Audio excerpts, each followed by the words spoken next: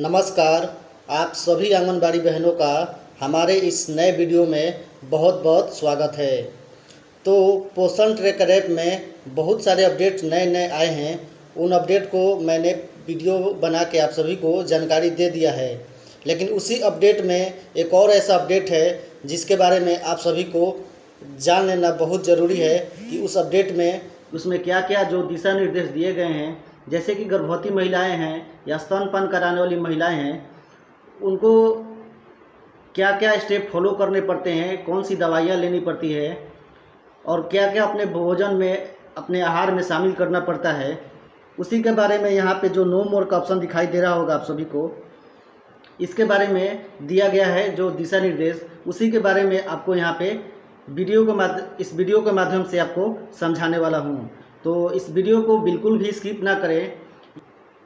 तो चलिए शुरू करते हैं हम अपना आज का ये वीडियो। और वीडियो शुरू करने से पहले हमेशा की तरह एक छोटी सी रिक्वेस्ट है कि अभी तक आपने हमारे चैनल को सब्सक्राइब नहीं किया है तो सब्सक्राइब कर लीजिए, और ये वीडियो आपको अच्छी लगे तो लाइक ज़रूर कीजिए, और वीडियो अच्छा ना लगे तो आप इसको डिसलाइक भी कर सकते हैं। तो चलिए बढ़ते हैं हम अपने वीडियो में। तो जैसे कि हम यहाँ पे नो मोर का ऑप्शन दिया गया है, इसको ओपन करते हैं। यहाँ पे जो भी गर्भवती महिलाएं, स्तनपान कराने वाली माताएं और जो भी बच्चे हैं, उनका यहाँ पे कुछ दिशा निर्देश दिया गया है। उसको हम लोग दो पार्ट में समझेंगे।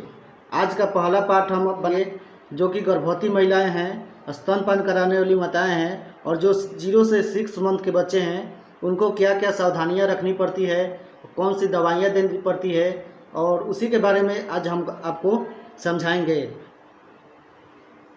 प्रिवेंटिंग एनीमिया इन वुमेन, तो इसका हिंदी फॉर्म होता है महिलाओं में एनीमिया की रोकथाम, और उसके लिए जो यहाँ पे स्टेप दिए गए हैं उसको यहाँ पे डिटेल्स में समझते हैं। तो जैसा कि यहाँ पे फर्स्ट नंबर में दिया गया है, take IFA tablet before you go to sleep and get new stock of tablets from anganwadi before the old stock ends. कहने का मतलब है जो यहाँ पे दिया गया है, सोने से पहले IFA यानी कि आयरन फॉलिक एसिड की जो टैबलेट है वो टैबलेट लें, और पुराना स्टॉक खत्म होने से पहले आंगनवाड़ी से गोलियों का स्टॉक नया ले लें। तो यहाँ पे ये पहला स्टेप हो गया। और दूसरा स्टेप यहाँ पे है, include green leaf vegetables, milk, curd and protein rich foods in your diet. ये दूसरा स्टेप बता रहा है कि अपने आहार में हरी पत्तेदार सब्जियां, दूध, दही और प्रोटीन युक्त खाद्य पदार्थ शामिल करें। तो ये सारी जानकारी आप सभी आंगनबाड़ी बहनों को जानना इसलिए ज़रूरी है क्योंकि जो गर्भवती महिलाएं होती हैं उनको जब वो गर्भवती होती हैं तो उनको क्या क्या सावधानियां रखनी पड़ती है उसको यहाँ पे दिखाया गया है। तो चलिए आगे बात करते हैं तीसरे नंबर में। तो यहाँ पे तीसरा स्टेप दिया गया है, take deworming medicine by the end of every quarter from anganwadi centre.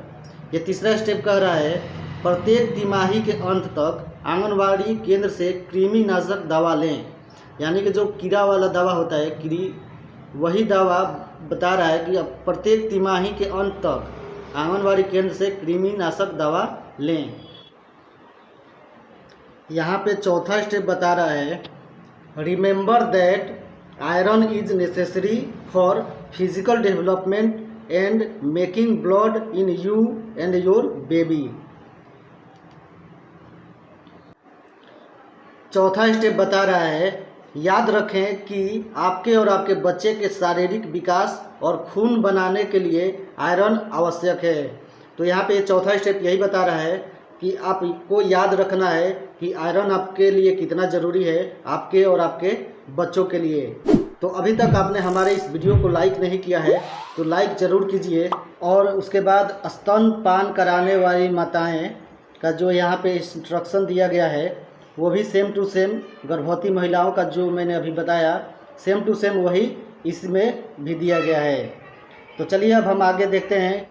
और उसके बाद जो 0 से 6 महीने के बच्चे हैं, वो बच्चे अगर कमज़ोर होते हैं तो उसकी पहचान हम कैसे करेंगे, यहाँ पे कुछ स्टेप दिए गए हैं जिससे कि आप उससे पहचान कर सकते हैं। यहाँ पे दिखा रहा है how to identify a weak newborn baby, कमज़ोर नवजात शिशु की पहचान कैसे करें।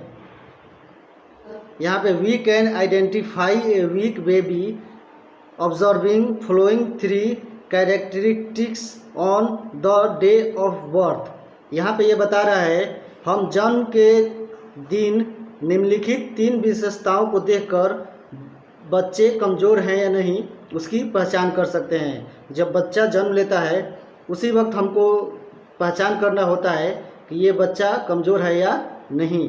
तो उसके लिए यहाँ पे 3 स्टेप दिए गए हैं जिससे कि आप उसकी पहचान कर सकते हैं। पहला स्टेप दिया गया है is the birth weight of the baby 2000 ग्राम और लेस। यहाँ पे पहला स्टेप बता रहा है क्या बच्चे का जन्म 2000 ग्राम या उससे कम है, यानी कि 2 केजी से कम है। अगर इतना से कम है तो वो बच्चा को कमज़ोर माना जाएगा। और उसके बाद यहाँ पे दूसरा नंबर स्टेप में बता रहा है is the baby born before 8.5 month of pregnancy. तो क्या बच्चे का जन्म गर्भावस्था के 9 महीने पहले हुआ है। यहाँ पे 8.5 दिखा रहा है, यानी कि 9 महीने के पहले हुआ है 8.5 महीने के तक, तो उसको हम लोग कमज़ोर मानेंगे। और तीसरा स्टेप दिया है is the baby unable to suck vigorously at the breast. If answer of any of the above 3 question is yes, then baby is identified as weak. Such babies require special care to help them survive। कह रहा है अगर तीनों step में यदि तीनों प्रश्नों में किसी का भी उत्तर हाँ है तो शिशु की पहचान कमज़ोर रूप में की जाएगी।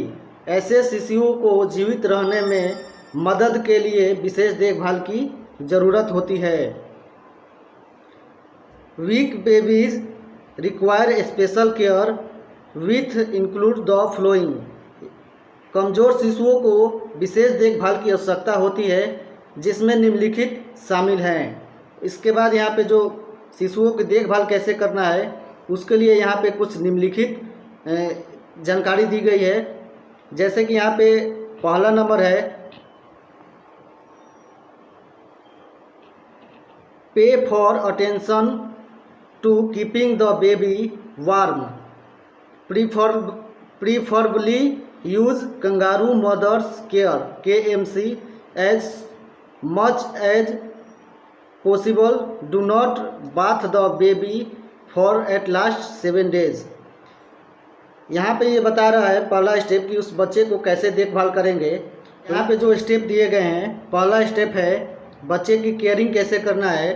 तो यहाँ पे पहला स्टेप में है pay more attention to keeping the baby warm, preferably use kangaroo mother care KMC का मतलब होता है कंगारू मदर केयर।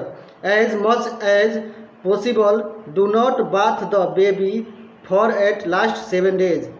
यहाँ पे ये कह रहा है कि बच्चे को जितना ज़्यादा हो सके गर्म रखना है। और जो कंगारू माँ होती है, कंगारू वो अपने बच्चे को जिस प्रकार से ढक के रखती है उसी प्रकार से अपने बच्चे को भी ढक के रखना है, ठंड नहीं लगने देना है। और हो सके तो बच्चे को कम से कम 7 दिन तक नहीं नहलाना है ताकि बच्चा को ज़्यादा ठंड न लगे और बच्चा स्वस्थ रहे। Pay more attention to cleanliness, preferably wash hand with soap and let them dry by thumb-slave air dry before touching the babies for any purpose such as cleaning, feeding और cleaning clothes। दूसरा number step कह रहा है कि साफ सफाई पर ज़्यादा ध्यान देना है, साबुन से हाथ धोना है और किसी भी कारण के लिए बच्चे को बार बार नहीं छूना है।